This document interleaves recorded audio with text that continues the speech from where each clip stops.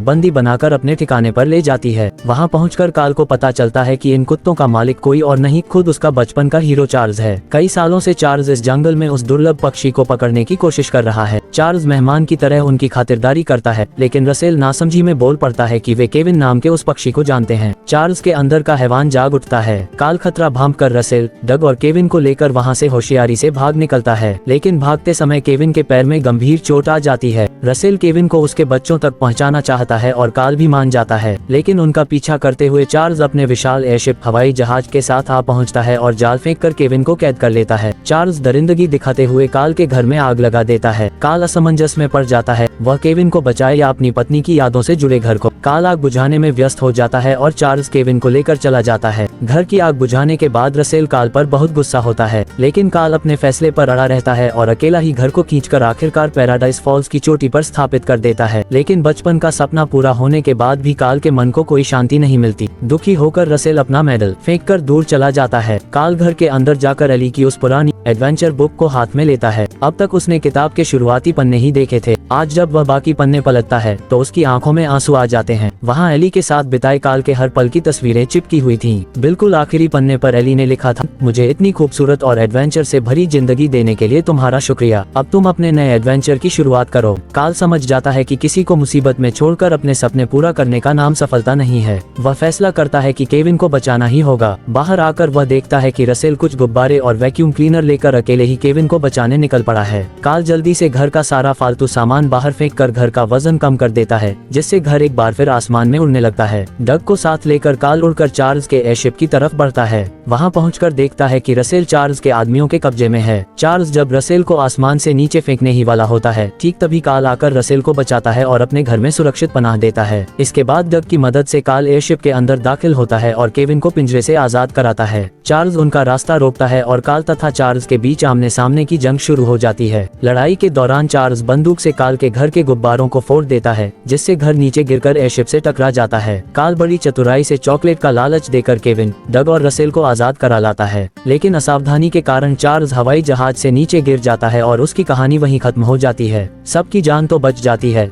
लेकिन काल का प्यारा घर बादलों के बीच अनजान आसमान में कहीं खो जाता है। लेकिन अपना प्यारा घर खोकर भी काल आज बेहद खुश है, क्योंकि आज वह प्यार का असली मतलब समझ चुका था। इसके बाद वे एयरशिप चलाकर केविन को उसके बच्चों के पास ले जाते हैं। केविन के प्यारे बच्चों को देखकर सब खुशी से झूम उठते हैं। फिर केविन और उसके बच्चों को अलविदा कहकर काल, रसेल और डग एयरशिप चलाकर अमेरिका वापस लौट आते हैं। कहानी के बिल्कुल आखिरी दृश्य में दिखाया जाता है कि रसेल ने अपना मनचाहा बैज हासिल कर लिया है। स्टेज पर काल खुद खड़े होकर रसेल को वह खास बैज पहनाता है, जो असल में बचपन में एली द्वारा दी गई एक बोतल का ढक्कन था। रसेल काल को बड़े प्यार से गले लगा लेता है और इस तरह एक सदाबहार प्यार की याद और इंसानियत की जीत के साथ यह मीठी सी कहानी समाप्त होती है।